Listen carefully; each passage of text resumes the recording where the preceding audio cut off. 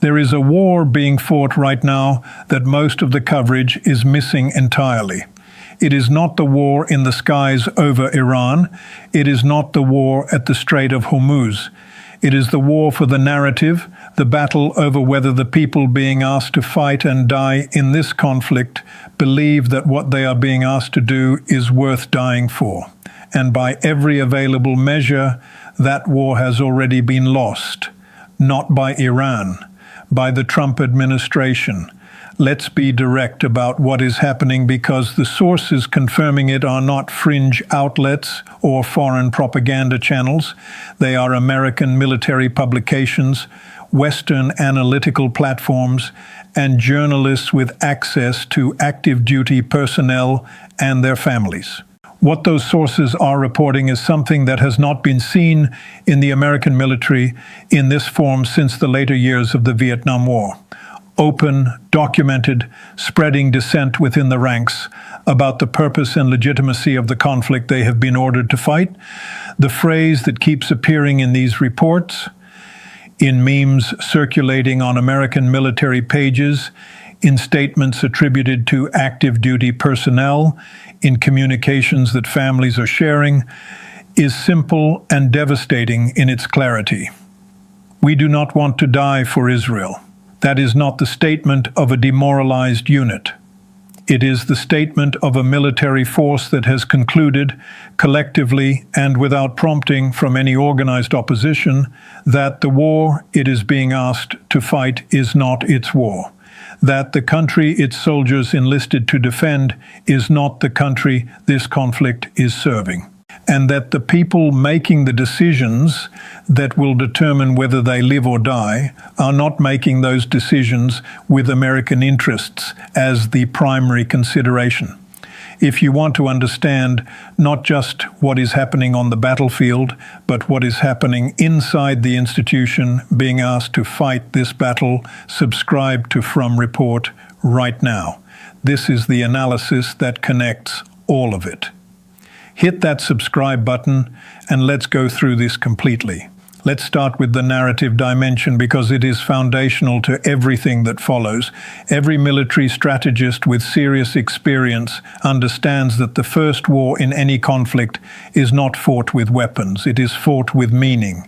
A soldier who believes in what they are fighting for will endure extraordinary hardship, absorb enormous risk, and perform at levels that no training program can fully predict. A soldier who does not understand why they are fighting, or worse, who actively questions whether the cause is legitimate, will perform at a fraction of that capacity, will look for exits, and will eventually become a source of institutional instability rather than military strength. The United States built its military mythology around specific ideas about what American soldiers fight for: freedom, democracy, protection of the homeland, defense of allies who share fundamental values. These ideas have always contained contradictions. The history of American military involvement contains examples that do not fit neatly into any of those categories. But the mythology was maintained because it was functional. Soldiers needed to believe something. And the institutional investment in creating and sustaining that belief was enormous, persistent, and reasonably effective across decades of complex military engagements. What has happened in this conflict is that the mythology has broken down in a way that the institutional machinery cannot repair quickly enough to matter. Previous wars came with at least a story. Iraq had weapons of mass destruction, fabricated but present as a narrative. Afghanistan had September 11th, a genuine wound that generated genuine motivation. Libya had a humanitarian intervention framing that, however contested, provided a structure of meaning. None of those justifications were fully honest, but they were present. They gave soldiers something to say when they asked themselves why. This conflict has not provided that story. The official justification has shifted repeatedly: Iranian nuclear capability, control of the Strait of Hormuz, regional security, regime change. None of these has been articulated with the kind of clarity and emotional resonance that would give an ordinary American soldier a reason to go to a place where they might die, and the soldiers are noticing. The specific reports now circulating deserve to be examined in detail, because they are not rumors. They are documented assessments from within the military apparatus itself. According to multiple American military publications and analytical platforms that have published this information, Marines and naval personnel being deployed toward the Persian Gulf, approximately 4,500 in the most recent contingent alone, are expressing what sources describe as fury. Not the ordinary grumbling that exists in any military force in any operation. Documented, organized, spreading anger at being sent into what they themselves are calling a meat grinder without a clear understanding of what victory looks like or how it is supposed to be achieved. Their families are equally distressed. The communications that are reaching families from deployed personnel reflect a specific kind of fear that is different from ordinary combat anxiety. It is the fear of dying for something you do not understand and do not believe in. And that fear is being amplified by a domestic conversation in which the American public is equally unclear about why this war is being fought and what success would look like. A senior officer, not a junior enlisted soldier, but a commissioned officer with command responsibility, is quoted in these reports describing a potential ground operation in Iran as an absolute disaster. That assessment, circulating internally among leadership ranks, is not a dissenting opinion on tactics. It is a judgment about the fundamental viability of the operation being contemplated. When officers at that level are making that assessment and allowing it to reach civilian journalists and military publications, it signals something qualitatively different from ordinary wartime criticism. The meme that has been circulating on American military social media pages captures the psychological state of the force with a clarity that no official report could match. It shows a soldier in American military gear, tears visible, holding a photograph. The framing of the image suggests that the photograph shows what the soldier is fighting for, the thing that gives the sacrifice meaning. And the photograph shows Donald Trump, Melania Trump, Jeffrey Epstein, and Ghislaine Maxwell. The message embedded in that image is not subtle. It says, "We are being asked to die, and when we ask why, the honest answer is not freedom or democracy or American security. The honest answer is whatever the political calculations are of the people who sent us here. The honest answer involves the scandals and the connections and the questions that have swirled around this administration, and that a war in the Middle East conveniently displaces from the front pages."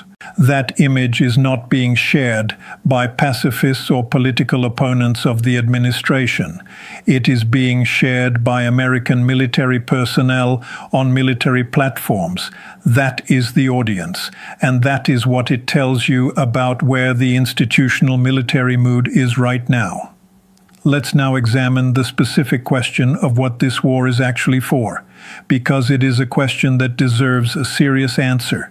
And the honest answer reveals exactly why the narrative has failed. Trump issued a 48-hour ultimatum to Iran demanding the full opening of the Strait of Hormuz. Iran refused. The ultimatum expired. The strait remains closed. What was the plan if Iran refused? There was no publicly articulated plan. What was the military objective that, once achieved, would allow the United States to declare success and exit? There is no publicly articulated answer to that question either. Regime change in Iran was implied but never formally stated, because formally stating it would trigger an entirely different set of legal, diplomatic, and military obligations. Denuclearization of Iran was cited as a justification, but the same officials who cited it have also claimed that Iran's nuclear capability was already destroyed, which is inconsistent with using it as a continuing war aim. Opening the strait was cited as an objective, but the strait remains closed after weeks of intensive military operations, which raises the question of what additional operations would achieve what current operations have not. The absence of a clear, achievable, publicly stated military objective is not a communications failure. It is a strategic failure. Military campaigns require defined end states, specific conditions that, once achieved, constitute victory and allow operations to conclude. Without a defined end state, a military campaign becomes a process of attrition with no natural stopping point, where the question of when to stop is answered not by achieving an objective, but by running out of resources, political will, or both. That is where this conflict is heading. And the soldiers being asked to participate in it can feel that trajectory even if they cannot articulate it in strategic terms. The contrast between the American military's psychological state and the Iranian military's psychological state deserves serious examination because it is one of the most important asymmetries in this conflict. For Iran, this war is existential in the most literal sense. The survival of the state, the independence of the nation, the continuation of the political and religious system that has defined Iranian society for decades, all of these are perceived as being directly at stake. Iranian soldiers, militia members, and the broader population mobilized around this conflict understand what they are fighting for at a level that requires no propaganda and no mythology. They can look at what happened in Iraq, in Libya, in Syria, in Gaza, and draw a conclusion about what defeat means for a country that faces the kind of military pressure Iran is facing. That conclusion generates a quality of motivation that has no equivalent on the other side. For American forces, the war is, by the admission of the soldiers themselves, someone else's war. They enlisted to defend the United States. The United States has not been attacked. Its territory is not threatened. The conflict serves Israeli strategic objectives in ways that are visible even to people with no background in international relations. And the costs, the aircraft losses, the base destructions, the energy price increases that are hitting American households, the $100 billion funding request that will come out of domestic social programs are falling on Americans, while the primary beneficiary of the campaign is a foreign government. That asymmetry in motivation is not recoverable through better messaging or more aggressive information operations. It reflects a genuine difference in what the two sides have at stake. And throughout military history, the side that is fighting for its existence has consistently outperformed the side that is fighting for abstract strategic objectives with no clear connection to the lived experience of the people doing the fighting. Now let's look at what Trump has been doing publicly, because his communications during this period reveal an administration that has lost the thread of a coherent strategy and is improvising under pressure in ways that are visible and damaging. He called into an Israeli television channel, Channel 13, and made statements that were remarkable in both their content and their tone. He promised what he called the total annihilation of Iran. In the same call, he complained that NATO has done nothing to support the American campaign, as if Article 5 of the NATO Charter, the mutual defense provision, were a suggestion rather than a binding commitment. And he did this while simultaneously threatening a kind of regional war that no NATO member was consulted about before it began, that no NATO member has endorsed, and that several NATO members have explicitly distanced themselves from. The combination of those statements in a single call, promising annihilation of a 90 million person country while complaining that allies who were never asked to join this war are not participating, reflects a political and strategic incoherence that the international community has noticed and is responding to. Germany, France, Italy, Spain, none of them are providing military support. NATO as an institution has withdrawn its advisors from the Middle East theater. The Secretary General of NATO, when asked to defend American actions, produced a response that journalists covering the exchange described as visibly strained. The 48-hour ultimatum to Iran was another example of the same pattern. It was issued publicly with the explicit threat that refusing it would result in the destruction of Iranian energy infrastructure. Iran refused. The 48 hours passed. The threatened destruction of energy infrastructure did not occur at the scale the ultimatum implied. The ultimatum was revealed as a bluff, or at least as a threat that could not be executed on the timeline promised. And that revelation damaged American credibility in the conflict in ways that cannot be fully recovered by subsequent military actions. What the ultimatum revealed, and what the administration's behavior throughout has confirmed, is that the gap between what Trump says publicly and what the American military is actually capable of delivering in the timeframes he describes is very large.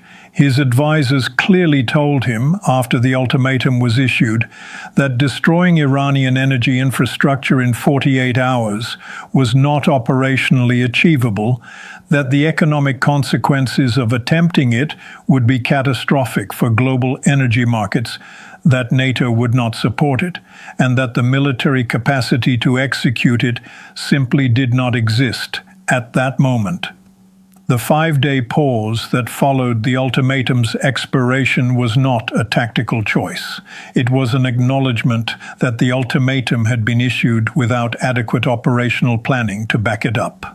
There is a broader dimension to the military dissent that goes beyond the immediate conflict, and it connects to a structural tension in the American civil-military relationship that this conflict is exposing in ways that will have consequences long after the shooting stops. The American military has an institutional culture built around the concept of civilian control, the principle that military force is a tool of political authority and that soldiers carry out the decisions of elected civilian leadership without substituting their own political judgment. That principle is foundational to democratic governance of military institutions. It exists for good reasons, and its erosion would be dangerous. But civilian control has never meant that soldiers cannot have opinions about the wars they are asked to fight, and it has never meant that military professionals cannot assess the viability of a campaign and communicate that assessment through appropriate channels. What the current reports describe is not a military coup or an organized act of insubordination. It is the expression, through leaks to journalists and circulation of unofficial communications, of a professional assessment that the operation being contemplated, specifically a ground invasion of Iran, is not winnable at acceptable cost. When senior officers describe a potential ground operation as an absolute disaster and allow that description to reach civilian journalists, they are performing a function that the military has performed throughout its history, providing honest professional assessment of military reality to counterbalance political pressure toward operations that their experience tells them will fail. The fact that this is happening through leaks rather than through formal channels tells you something about whether the formal channels are functioning effectively. And the fact that Trump's response to this kind of input has been to purge the senior officers who are not telling him what he wants to hear tells you something about how much the formal channels matter to this particular administration. A military that has had its senior leadership replaced under wartime conditions for insufficient enthusiasm about an operation that the remaining leadership privately considers unwinnable is not a military at the peak of its institutional effectiveness. It is a military being managed for political optics rather than military capability. And that management style has consequences on the battlefield that no amount of public optimism can reverse. Let's close with the question that all of this leads to, because it is the question that the next days and weeks will force an answer to whether Washington is ready or not. The Trump administration launched this conflict with a set of assumptions about speed, decisiveness, and the psychological impact of overwhelming force that have not been validated by events. The campaign is in its 6th week. The strategic objectives, whatever they actually are, have not been achieved. The military is expressing open dissent about the purpose and viability of the operation. The financial cost has exceeded $100 billion. The domestic political support is split and declining. The regional coalition has dissolved. The NATO alliance has explicitly not participated. Russia is providing targeting intelligence to the adversary. China is supplying the components that Iran's weapons are built from. And the administration is now considering a ground invasion that its own senior officers are privately describing as a disaster. The war for the narrative, the war for the story that would give American soldiers a reason to fight, was the first war in this conflict. It was never properly planned for. The administration assumed that military action would generate its own justification, that success would create its own narrative. That assumption was wrong.